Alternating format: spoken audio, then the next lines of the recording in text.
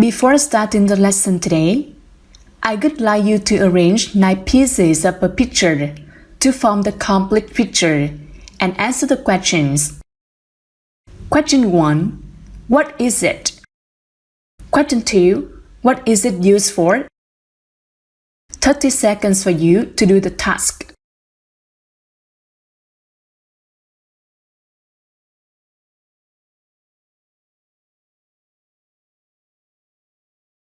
Time's up.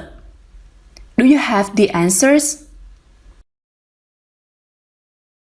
Here is the answer. Yes, a tablet, right? People use the device to work, relax, communicate, or learn. Today, we are going to learn about a new topic. Unit 8, New Ways to Learn. Lesson 1, Getting Started. Learning with Personal Electronic Devices. Let's begin with Task 1. Listen and fill in the gaps from 1 to 6 with the words you hear. Now, you are going to listen to a conversation between Hùng, Phong, and Lâm. There are 6 gaps in this conversation. Listen and fill in the gaps from 1 to 6 with a word or a short phrase. Attention, don't open your textbook. I will play the recording now. Listen carefully. I'm preparing for a class discussion on personal electronic devices. Do you think smartphones, laptops, and tablets are useful for learning? Definitely. They're the modern devices that have changed the way we learn. Oh, yeah. I think people use smartphones mostly for communication. Sure, but smartphones can also be used to take photos or record students' work, which can be later shared with the class. That's true. How about laptops? Oh, they're excellent learning tools too. You can store information, take notes, write essays, and do calculations. You can also access the internet, download programs, and information that can help you understand the material and widen your knowledge. Right. My laptop, which is a present from my parents, is very useful. I use it for assignments and projects, and for studying English. I see. How about tablets? Well, a tablet or a tablet computer is a kind of mobile computer, and it can be used to take notes with a digital pen on a touch screen. A tablet is also perfect for people whose work is to draw and write. Yes, I agree. A tablet with Wi-Fi has internet access and is a great tool for looking up information. Amazing! No wonder that so many people are using these devices. Have you got all the words yet? Let's check. The answer for gap 1 is devices, right? It means an object or a piece of equipment that has been designed to do a particular job. The Vietnamese meaning is thiết bị. How about gap 2? The answer is communication. It means the activity or process of expressing ideas and feelings or of giving people information. In Vietnamese, it means sự giao thiệp, sự liên lạc. We have its verb, communicate. The meaning of this word is to share or exchange information, news, ideas, feelings, and so on. The Vietnamese meaning is giao thiệp liên lạc. How about gap 3? The answer is access. This word is a verb and its meaning is to reach, enter, or use something. Its Vietnamese meaning is truy cập. What is the noun of this word? Yes, access to something. It means a way of entering or reaching a place, The Vietnamese meaning is sự truy cập. What about gap 4? Widen is the answer, right? It means to become wider, to make something wider. In Vietnamese, it's mở rộng. So, in your textbook, you can see the phrase widen one's knowledge. Its meaning is mở rộng kiến thức của ai. With number 5, let's fill in this gap with the phrase take notes. What does it mean? It means to record important details of what one hears or sees by writing or typing them in order to study or reference them later. The Vietnamese meaning is ghi chép, ghi chú. In the last gap, can you guess the answer? It's looking up, right? The meaning of the phrase look something up is to look for information in the dictionary or a reference book or by using a computer. That is its Vietnamese meaning. Have you got on the words yet? Okay, we've gone through 8 words and phrases in the first part of the lesson. Now, 3 minutes for you to copy down.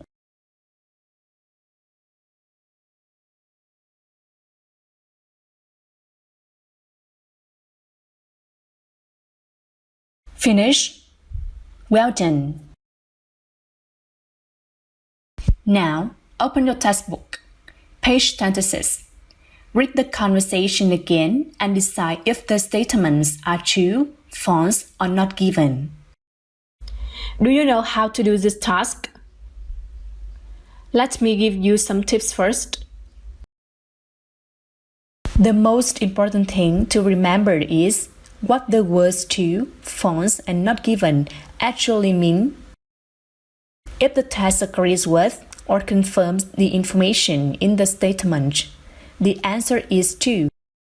If the text contradicts or is the opposite to the information in the statement, the answer is false.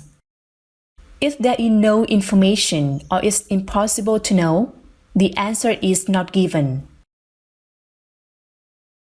Before reading the conversation, we will underline the keywords in each statement.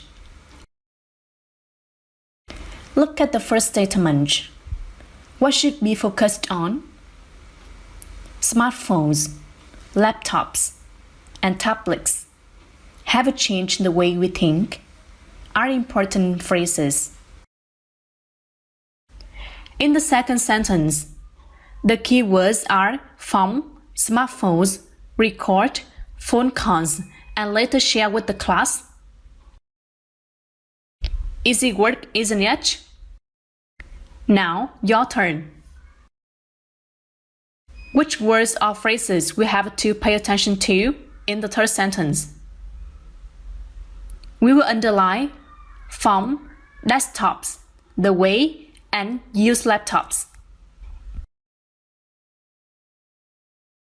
For sentence number 4, programs, materials, downloaded, internet, widen, and knowledge should be underlined.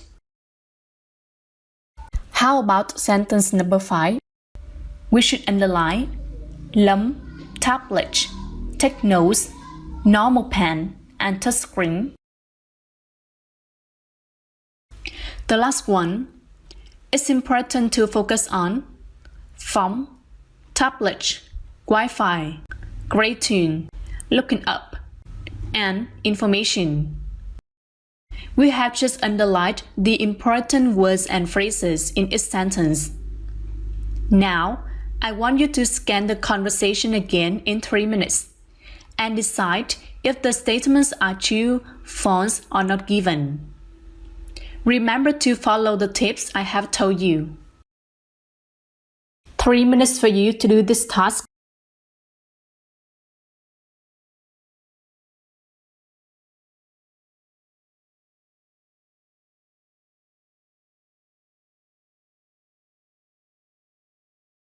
Time's up. Have you finished? Now, I will give you the answers and explanations. The first statement: smartphones, laptops, and tablets are the modern devices that have changed the way we think. Is it true phones are not given? The answer is phones. So why? Actually, the modern devices that have changed the way we learn, not have changed the way we think. This statement has incorrect information. So, it's false. How about the second statement? According to Phong, students use smartphones to record their phone calls, which they later share with the class. Did you get this information? In the conversation Phong said, smartphones can also be used to take photos or record students' work. It did not record their phone calls, so the answer is false. We move on to the next sentence. In the conversation, did Phong say people also use desktops the way they use laptops? He didn't mention any information like this, right? So, is it true phones are not given? Obviously, it's not given. What is the answer for sentence 4? The answer is true, right? But why? If you got the information, download programs and information that can help you understand the material and widen your knowledge, you might choose the correct answer. How about the next statement? Did you catch any information in the conversation? Lâm said it can be used to take notes with a digital pen on the touchscreen. But in statement number 5, we have the phrase normal pen. So the answer is false. What about the last statement? The answer is true, because Phong said a tablet with Wi-Fi has internet access and is a great tool for looking up information in the conversation. I hope you have chosen the same answer as me. We have finished task 2. Now we move on to task 3. Read the conversation again and answer the following questions. Before reading again, you need to underline the keywords in the question first. Let's look at the first question. What should be focused on? What personal electronic devices and talking about are important phrases. In question number 2, there are some words and phrases we should focus on. What are they? Yeah, watch and devices change.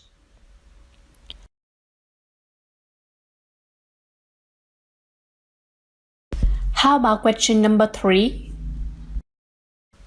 We will underline how, students, smartphones, and besides cons. For question number 4, why laptops, excellent learning tools, should be underlined. The last one, it's important to focus on watch, phone do, and laptop. Now, 3 minutes for you to answer these questions.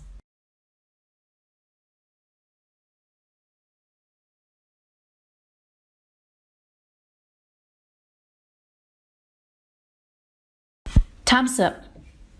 Have you finished? Question 1.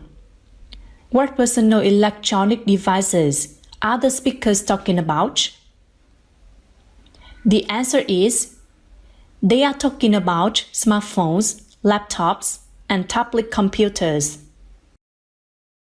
You can find the answer in lines from 1 to 4 in the conversation. We move on to question number 2. What have the devices changed? They haven't changed the way we learn, is the answer to this question. You can find it in line number 6 in the conversation. How about question 3? How do students use their smartphones for other things besides cons? You can find the answer to this question in the lines from 9 to 11. The answer is they use them to take photos or record their work, which can be later shared with the class. Let's move on to the question number 4. Why are laptops excellent learning tools? Because they can be used to store information, take notes, write essays, and do calculations, is the right answer to this question. Lines from 13 to 15 help us to find the answer. Finally, the last question. What does Phong do on his laptop? You can find the answer in the lines 22 and 23 in the conversation. So, he does his assignments and projects and studies English is the answer. After answering 5 questions above, I'm sure you can understand the conversation clearly now. Let's move to the last task. Make a short speech. Based on the conversation and your background knowledge, make a short speech about the topic.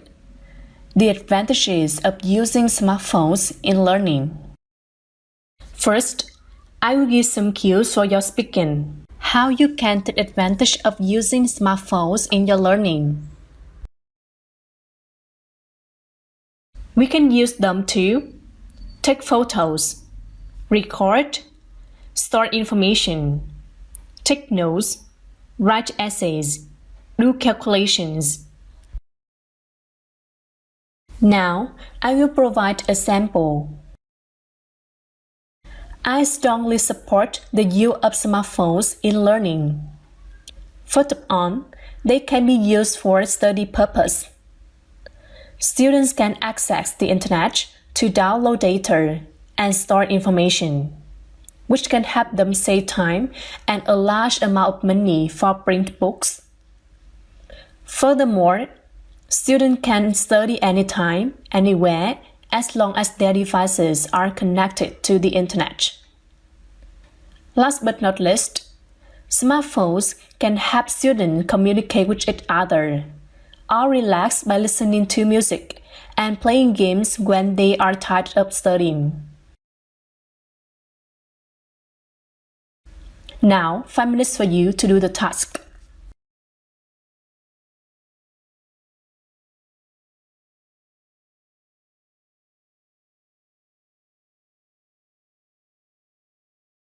Thumbs up. Remember to send your recording to your English teacher for feedback. This is the end of the lesson.